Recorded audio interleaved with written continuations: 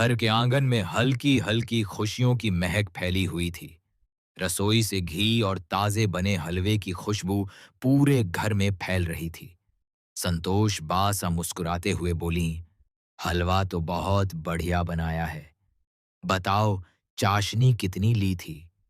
एक तार या दो तार?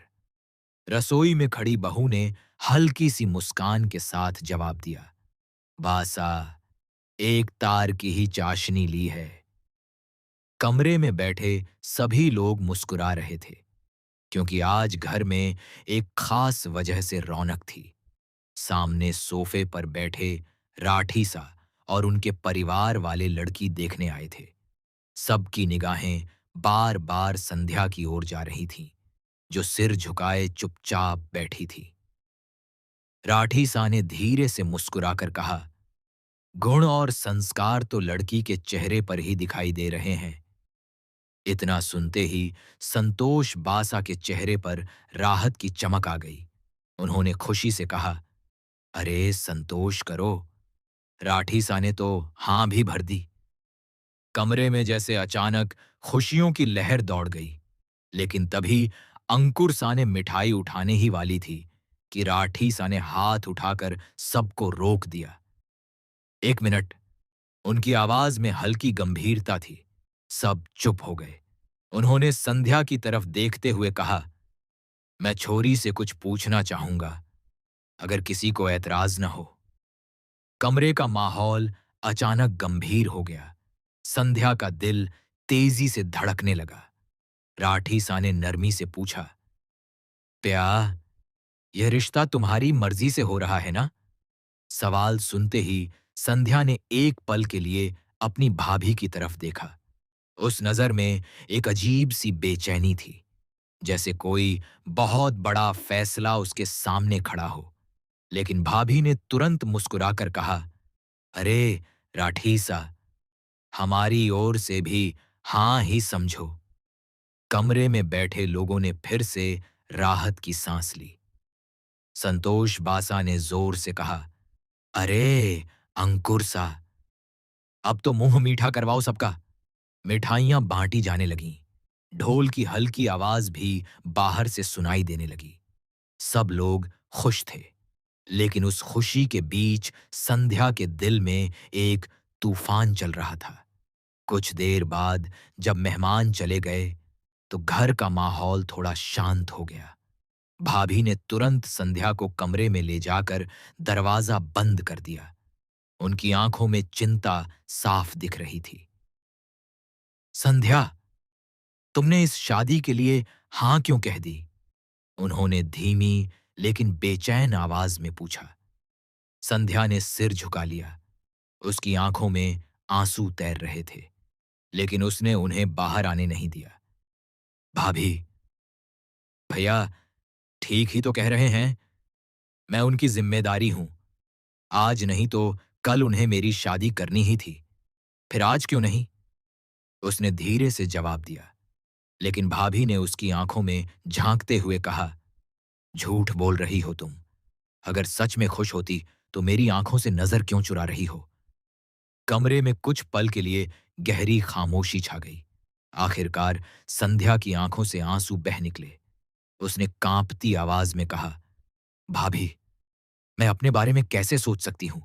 आप जिस बच्चे को इस दुनिया में लाने वाली हैं, उसकी खुशियां भी तो जरूरी हैं। मैं नहीं चाहती कि जब वह इस दुनिया में आए तो उसके सामने उसके पापा का चेहरा ना हो। यह सुनते ही भाभी की आंखें भी भर आईं। उन्हें समझ आ गया कि संध्या ने यह फैसला क्यों लिया है। बाहर आंगन में ढोल की आवाज गूंज रही थी। संतोष बासा पूरे मोहल्ले में मिठाई बांटते हुए गर्व से कह रही थीं, आज से 6 दिन बाद मेरे बेटे की बारात निकलेगी, धूम धड़ाके के साथ। पड़ोस की औरतें खुश होकर बधाई दे रही थीं। किसी को यह अंदाजा भी नहीं था कि जिस खुशी का जश्न मनाया जा रहा है, उसी खुशी की कीमत एक लड़की अपने सपनों से चुका रही है। लेकिन यह कहानी यहीं खत्म नहीं होती, क्योंकि संध्या के इस फैसले के पीछे छिपा सच अगर कभी सबके सामने आ गया, तो शायद यह खुशी हमेशा के लिए टूट जाएगी। संध्या के कमरे में अभी भी वही भारी खामोशी पसरी हुई थी। बाहर आंगन में ढोल की आवाजें गूंज रही थीं। लोग हंस रहे थे, मिठाइयां बांट रहे थे, लेकिन इस कमरे के अंदर जैसे समय रुक गया था। भाभी संध्या के सामने खड़ी थीं और उनकी आंखों में दर्द साफ दिखाई दे रहा था।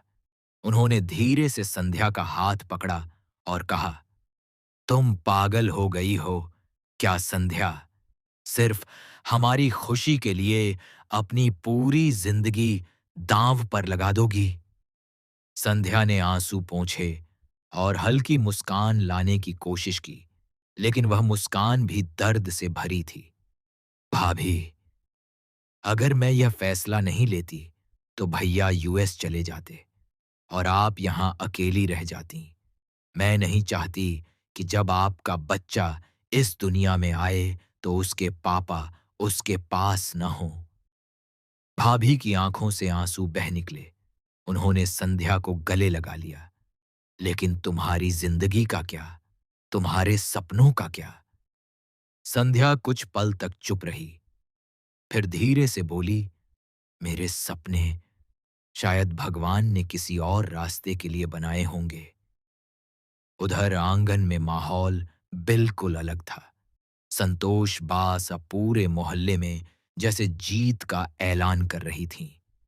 वे ऊंची आवाज में बोली, सुन लो सब लोग, मैंने कहा था ना कि 15 दिन के अंदर अपने सूरज के लिए रिश्ता पक्का करके लाऊंगी। आज से 6 दिन बाद बारात निकलेगी हमारे घर से, ढोल नगाड़ों के साथ। मोहल्ले की औरतें इकट्ठा हो गई थीं। कोई बधाई दे रहा था, कोई मिठाई खा रहा था। संतोष बाई सा गर्व से बोली, ऐसी बहू ढूंढ कर लाई हूं मैं कि पूरे मोहल्ले में किसी ने ऐसी छोरी देखी भी नहीं होगी। हीरे से बढ़कर है वो। तभी भीड़ में खड़ी संतूरी ने थोड़ा शक भरे अंदाज में पूछा, अरे संतोष, छोरी को ठीक से देख तो लिया ना? कहीं जल्दी में कोई गलती तो नहीं कर दी? संतोष बासा तुरंत बोली, कृष्ण जी की कसम, इतना अच्छा रिश्ता मिला है कि पूछो मत। मेरी बहू इस घर की शान बनेगी। उधर घर के अंदर संध्या चुपचाप खिड़की के पास खड़ी थी। बाहर ढोल की आवाज और लोगों की हंसी उसके कानों में पड़ रही थी। हर आवाज उसे याद दिला रही थी कि अब उसकी जिंदगी हमेशा के लिए बदलने वाली है। तभी उसकी नजर भाभी पर पड़ी, जो धीरे धीरे कमरे में आईं। उनके हाथ में आरती की थाली थी। भाभी की आंखों में आंसू थे, लेकिन चेहरे पर मुस्कान लाने की कोशिश कर रही थीं। ये क्या भाभी? संध्या ने हैरानी से पूछा। भाभी ने थाली घुमाते हुए कहा, तुम्हें पता है ना, मैं मां बनने वाली हूं। अगर मम्मा होती तो वो मेरे लिए सब कुछ करती, लेकिन मुझे सिर्फ इतना ही आता है कि खुशियों में आरती उतारी जाती है। उन्होंने संध्या को आरती दिखाते हुए कहा, और ये मेरे बच्चे की बुआ के लिए। संध्या की आंखें भर आईं। भाभी ने उसे मिठाई खिलाई और कहा, बहुत बहुत बधाई मुझे बुआ बनाने के लिए। संध्या चौंक गई। भाभी, ये आप क्या कह रही हैं? भाभी ने धीरे से कहा, अगर तुम यह शादी कर रही हो सिर्फ मेरी खुशी के लिए, तो मुझे भी तुम्हारे फैसले की इज्जत करनी होगी। संध्या का दिल जैसे टूट गया। उसने तुरंत भाभी का हाथ पकड़ लिया। भाभी, एक वादा करना होगा। क्या? आप कभी रोएंगी नहीं। आपको सिर्फ खुशी के आंसू बहाने की इजाजत है।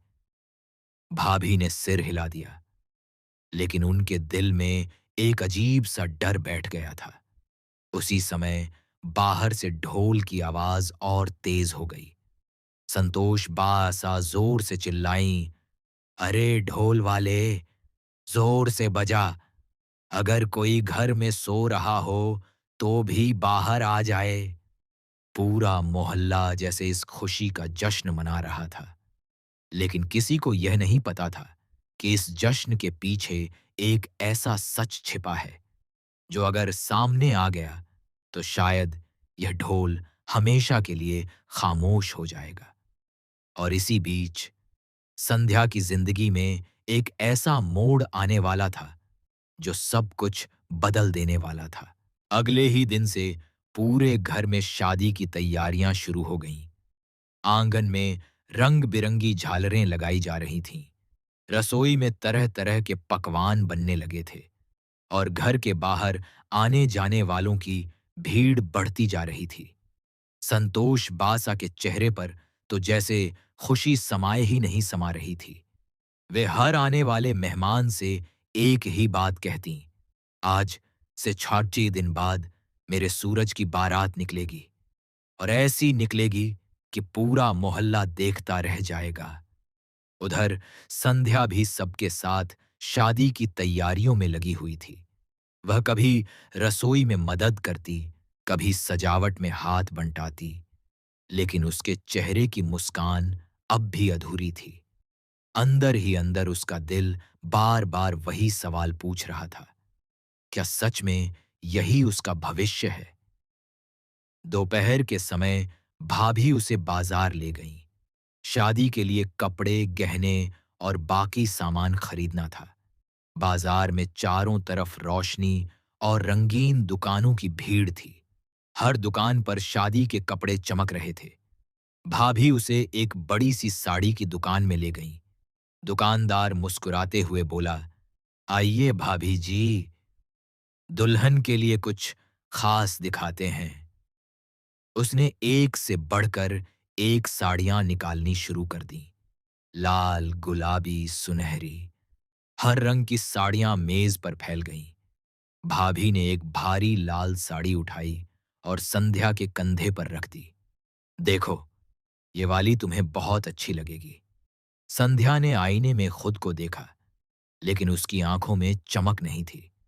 उसने धीरे से कहा, आप ही पसंद कर लीजिए भाभी, जो आपको अच्छा लगे। भाभी ने उसकी आवाज में छिपा दर्द महसूस किया, लेकिन कुछ बोली नहीं।